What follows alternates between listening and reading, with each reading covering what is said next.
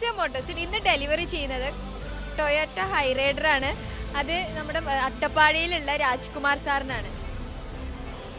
അട്ടപ്പാടിയിൽ നിന്നാണ് വന്നിരിക്കുന്നത്. വണ്ടി നല്ല വണ്ടിയാണ്.